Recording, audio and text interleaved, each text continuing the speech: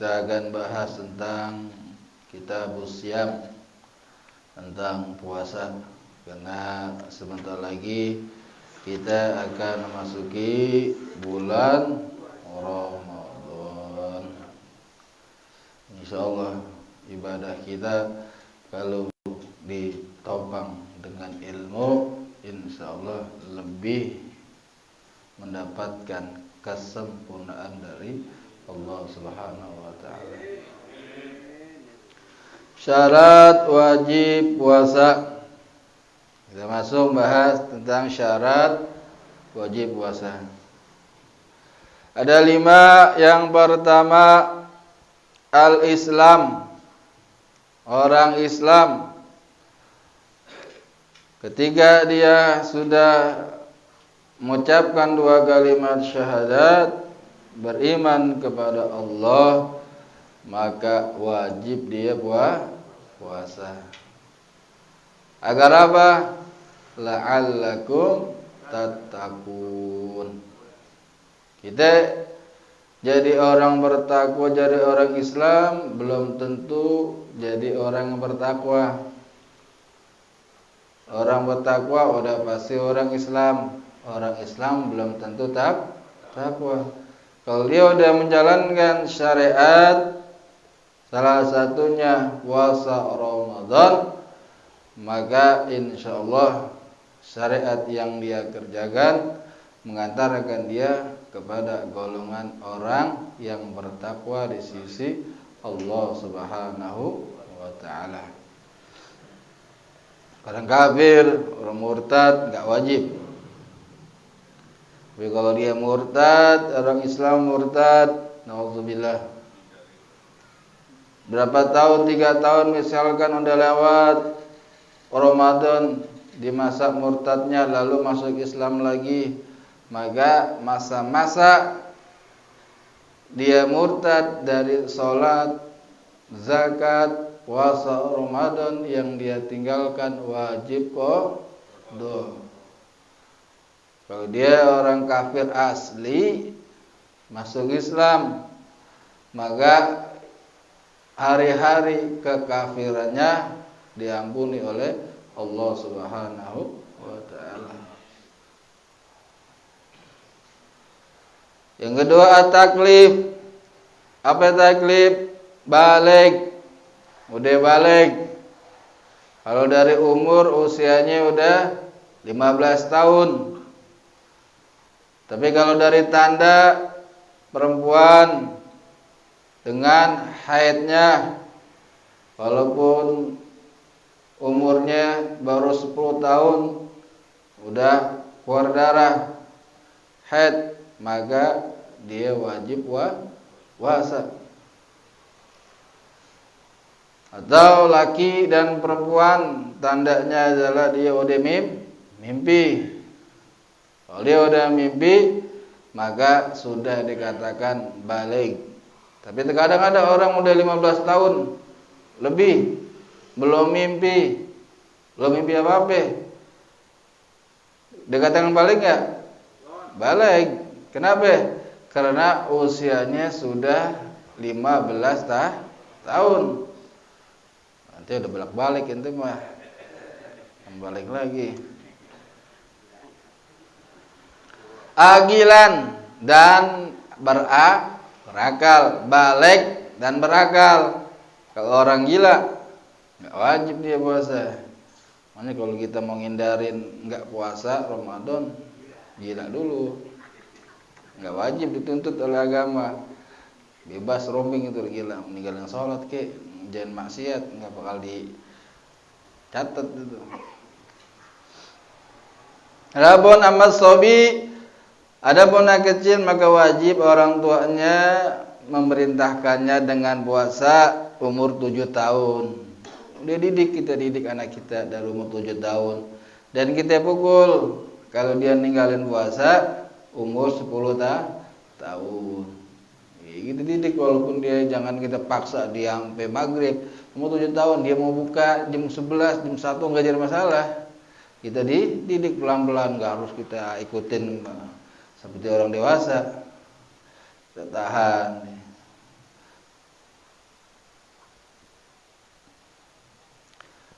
Yang ketiga al-itaqah, mampu secara hisi dan syar'an. Secara hisi bahwasanya secara fisik, enggak wajib atas orang tua yang sudah rentah. Yang sudah rentah enggak wajib dia puasa.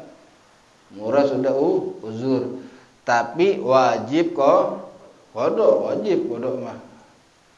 Atau dia enggak qada, meninggal, maka 1 hari 1 mud berfidyah.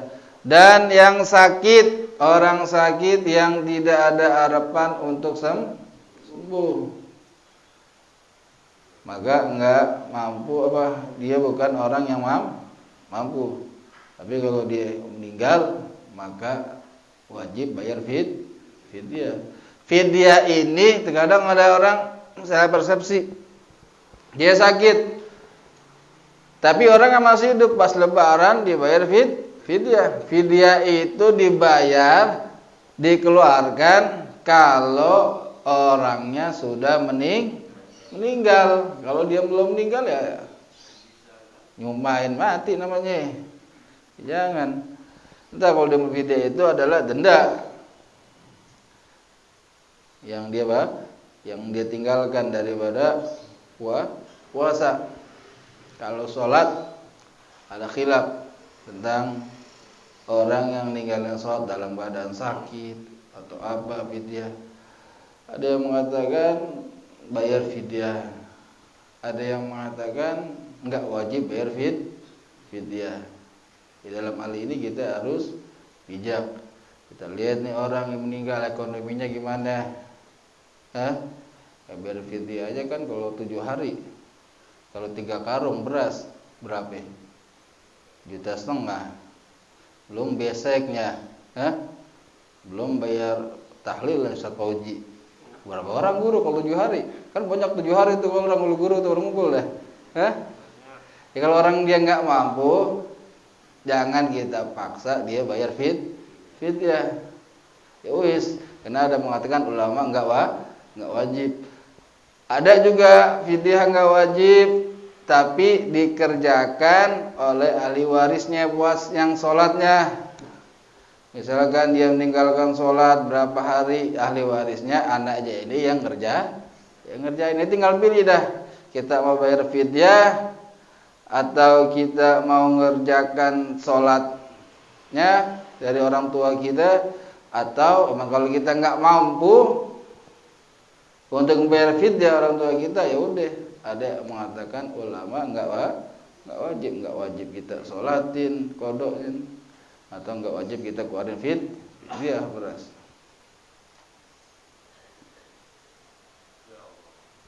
Ada syar'an la yajib 'alal haid, pas ada mampu, dia tidak mampu secara syara', yakni orang yang haid dan nifas. Dia mampu puasa, tapi ada penghalangnya.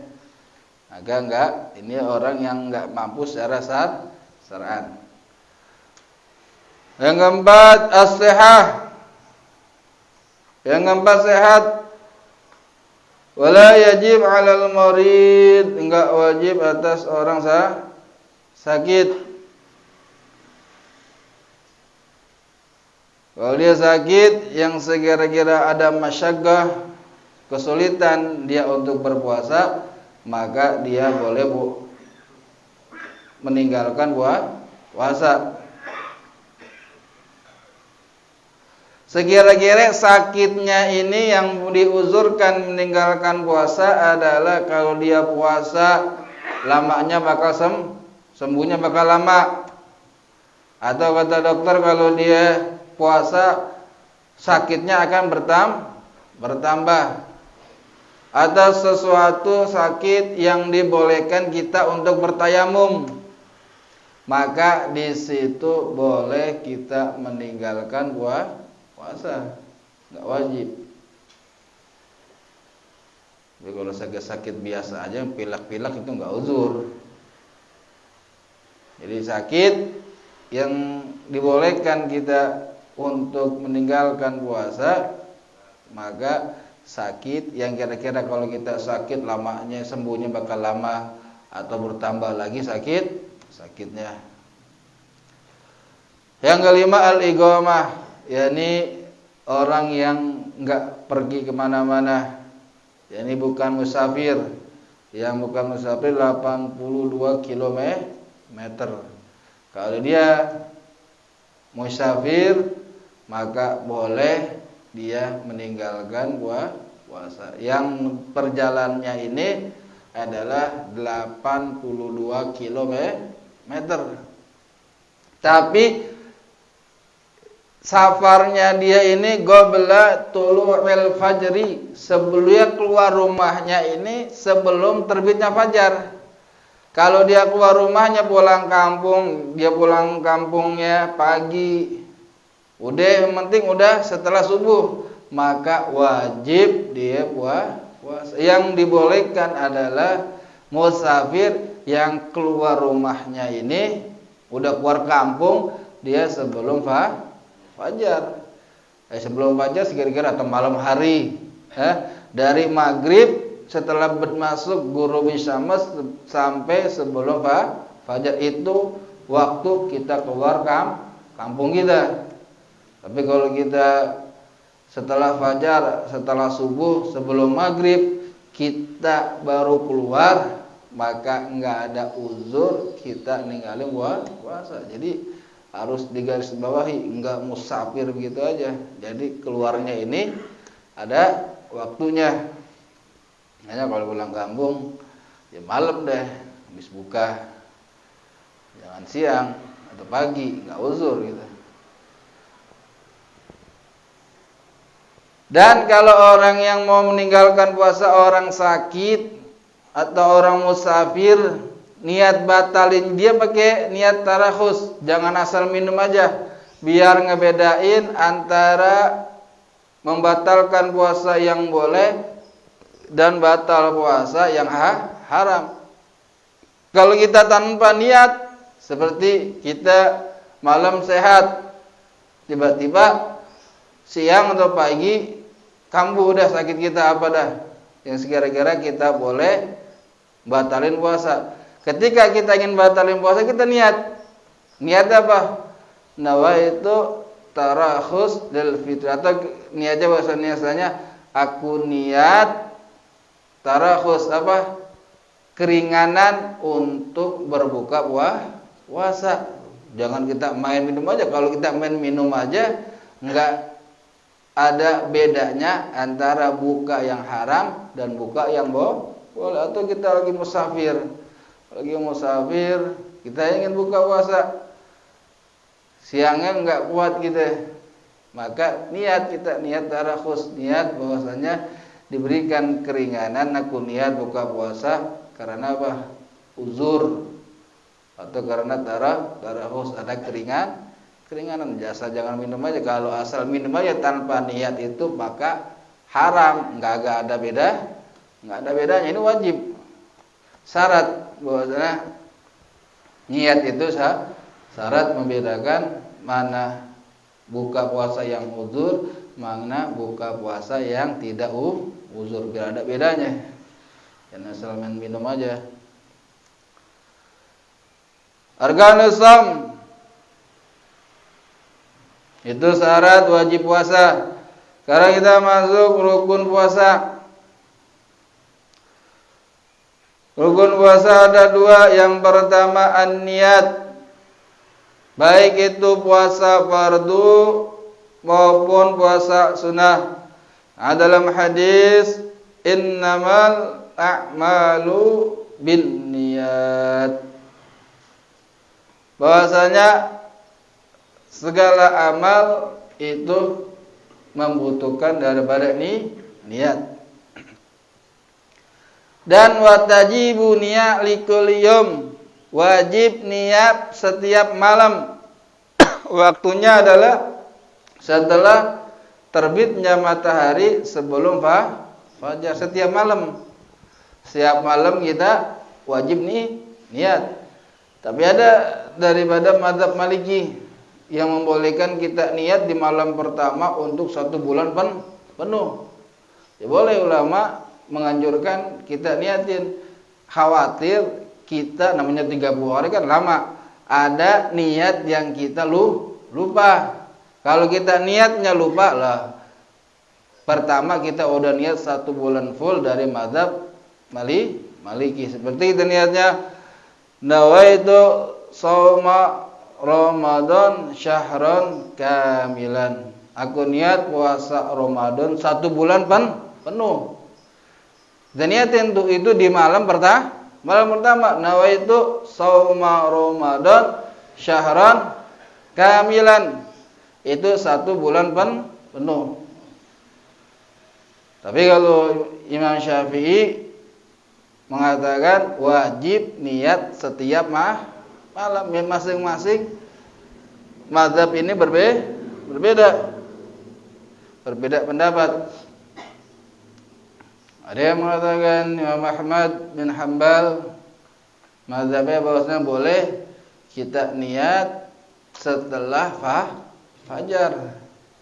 Setelah fajar enggak jadi masalah. Emang kalau kita pernah juga lu waktu mondok tidak lupa enggak niat di malam pertama, tiba-tiba beberapa hari kemudian lupa niat karena ketiduran, bangun udah subuh, wah puasa Ramadan, tidak tanya sama guru gimana nih, lupa niat di malam pertama pun nggak niat sebulan penuh atas mazhab Imam Malik, wis kata dia niat ikutin daripada qaul mazhab Imam Ahmad bin Hanbal. Perbedaan para ulama dalam fikih membuat ringan. Ibadah itu gampang kalau kita mau belajar. Kalau nggak belajar, gubet gitu.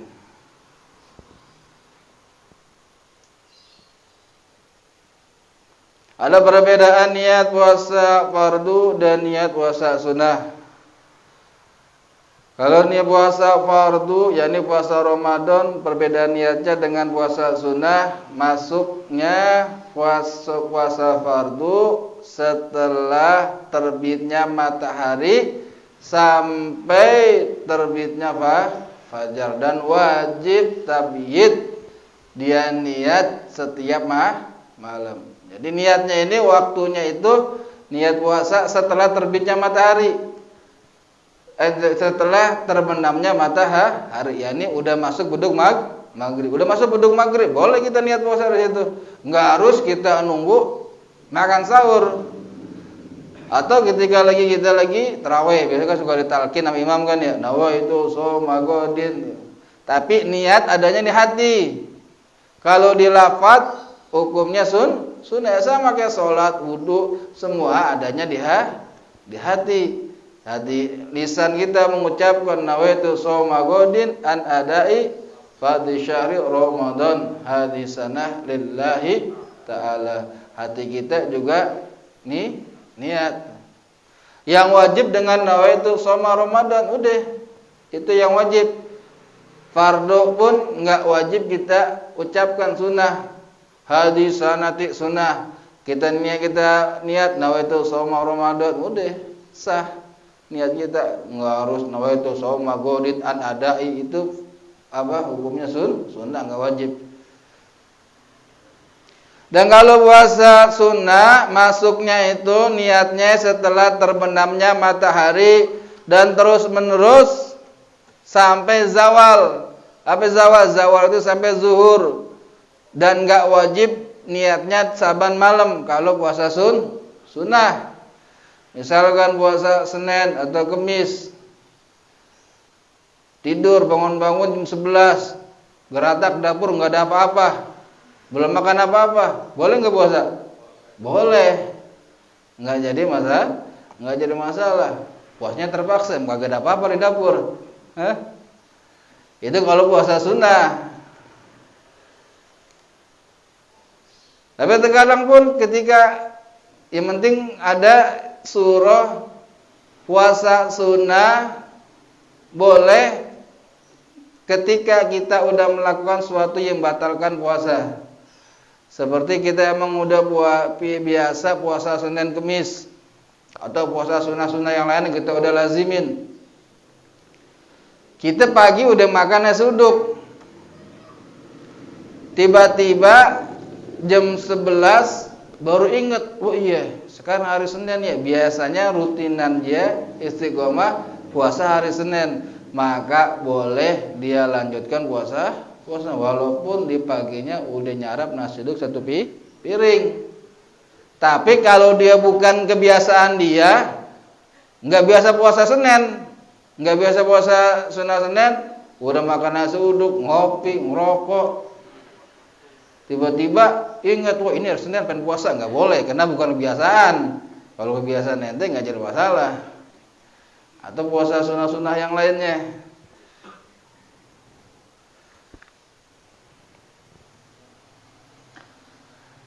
Wa yajibu ta'yin ka Ramadan au kafara au nazar au qada, dan wajib niat puasa fardu wajib ditentukan seperti Ramadan atau kafarah nawaitu shaum atau nazar nawaitu shaum nazar atau qada nawaitu shauma Ramadan qadaan. Jadi wajib kita ta'yin, tentukan namanya kalau puasa wajib. Tapi kalau puasa sunnah enggak wajib. Kita puasa hari Senin ya udah, nawaitu shaum, aku niat puasa, ya udah sah. Enggak harus menyebutkan yaumul isnin. Kecuali hari Arafah, maka alal mu'tamad wajib kita sebutin nawaitu shaum yaumul Arafah, aku niat puasa hari Arafah. Tapi selainnya puasa Senin, Kamis, yaumul bid, yaumul sud, boleh kita buat niat nawaitu shauma, aku niat puasa, sah. Dan kalau puasa wajib enggak boleh dia menjama antara puasa fardu di dalam satu hari, nggak boleh dia menggabungkan. Misalkan besok masuk puasa Ramadan, tahun kemarin dia ada puasa yang dia tinggalin, nggak boleh dia gabung dengan puasa Ramadan besok. Fardu dengan fardu nggak boleh. Tapi kalau fardu dengan sunnah nggak jadi masalah, atau sunnah dengan sunnah. Misalkan kita punya kodok tahun kemarin, atau kita punya nazar jatuhnya wajib. Kita gabung dengan hari Senin, kita gabung dengan puasa bulan Sya'ban, atau pertengahan bulan yaumul bid kita gabung, nggak jadi masalah. Kita kodok nawaitu shauma qada'in wa yaumul isnin wa yaumul Sya'ban wa yaumul bid. Satu hari kita bisa menggabung beberapa niat puasa, nggak jadi masalah. Atau puasa sunnah dengan sunnah. Seperti Sya'ban kita ingin puasa, jatuhnya hari Kamis, jatuhnya pertengahan bulan, nggak jadi masalah. Kita gabung sunnah dengan sunnah. Tapi kalau wajib dengan wajib nggak boleh.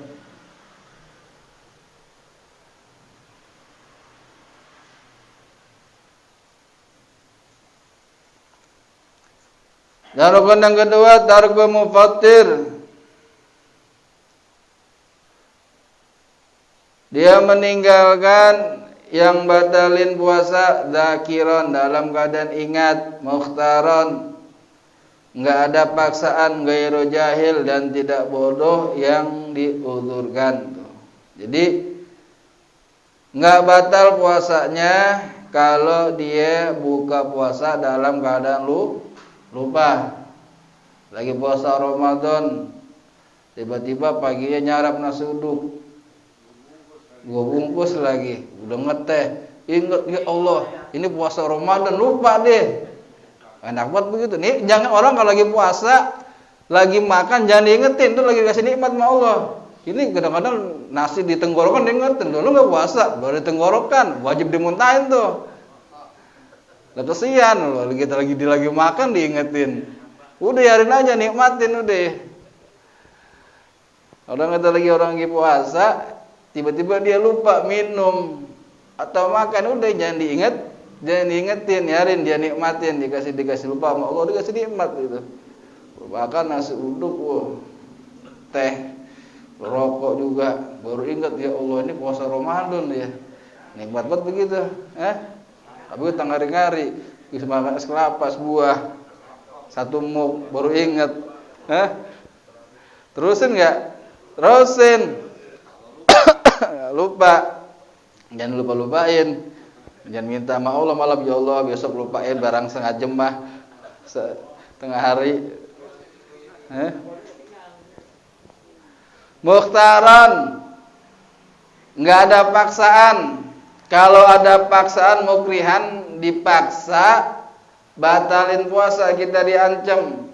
Tengah hari kita diancam, kepala kita ditodong sama pistol atau senjata. Lo makan nggak? Kalau nggak makan gue bunuh. Makan nggak? Makan. Walul banget. Anak pun tuh diancam begitu. Tapi jangan janjian lagi. Tapi besok lu ancam gue ya. Mukrohan tuh, jadi dipaksa, nggak jadi masalah. Au kana jahilan, atau dia bodoh yang diuzurkan dengan kebodohannya. Tapi kalau orang keraji nggak ada uzur, dia nggak ngerti masalah agama, maka nggak dimaaf. Kenapa? Karena di keraji banyak yang ngajarin kita. Kalau di gunung-gunung nggak ada yang ngajarin. Bulan Ramadan dia nggak tahu bahwasanya berhubungan suami istri nggak batalin. Ya nggak ada yang ngajarin. Dia taunya cuman nggak makan nggak minum aja. Berjima sama istrinya nggak batalin. Uzur. Kenapa? Karena kagak ada yang ngajarin. Kalau orang keranji dia bodoh, nggak uzur. Kenapa? Karena dia hidup di tengah majlis taklim, nggak jadi uzur.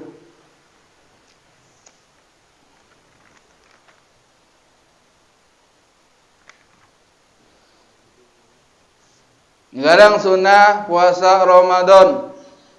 Yang pertama, ta'jilu fitri idza tayaqqanal ghurub. Menyegerakan buka puasa kalau udah yakin terbit matahari, nggak ada ragu lagi. Maka sunnah dia bersegerakan batalin puasanya. As-sahur walau bijur'ati ma, dan sahur sunnah walaupun dengan seceguk air, dan masuk waktu sahur ini dari pertengahan malam, masuk ke pertengahan malam. Nah itu udah masuk waktu disebut waktu sahur. Tapi yang afdal bahwasanya dia mentakhir, menunda sahur sampai kurang 1/4. Karena itu dilakukan oleh Rasulullah. Rasulullah sahur 1/4 kurang subuh. Jadi 15 menit lagi kurang subuh. Satu wajib nggak cukup. 15 menit makannya. Orang aja samsu aja dia 1/2 jam. Wis makan minum udah azan. Lah bisa video jam 4 azan, sejam 2 jam baru sahur deh. Tasahharu man istahat tasaharu fa inna fis sahur barakah. Sahurlah kalian karena dalam sahur itu ada keberkahan. Ada namanya kalau sebelum subuh namanya itu tarhim. Tarhim itu bukan batasan kita makan. Batasan kita makan itu fajar. Kalau terbitnya fajar berarti udah azan. Terkadang orang udah tarhim, nggak boleh makan, nggak boleh minum. Ya tarhim, cuman tarhim itu apa? Peringatan sudah dekat lagi masuk subuh. Kita makan minum nggak jadi masalah. Seorang tarhim. Oh imsak, yang namanya imsak. Waktu imsak nggak jadi masalah.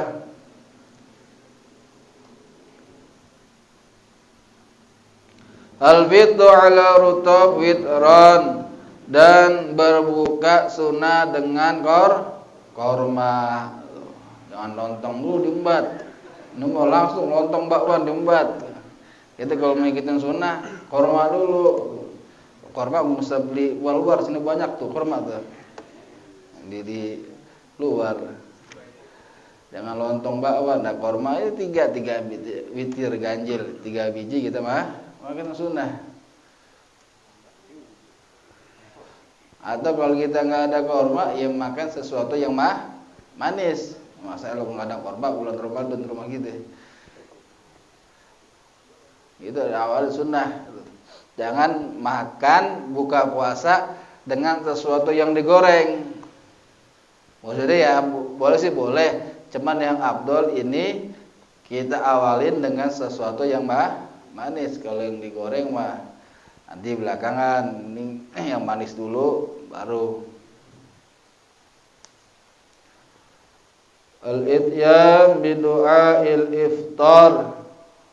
Kita doa setelah buka puasa. Allahumma laka sumtu wa bika amantu wa ala rizkika aftartu. Zahabadh dhama wabtalatil uruq wa sabatal ajr insyaallah. Doa. Terus doa apa yang kita hajatin. Karena doa orang yang berbuka ini ijabah. Jadi salah satu waktu ijabah adalah di saat kita buka puasa.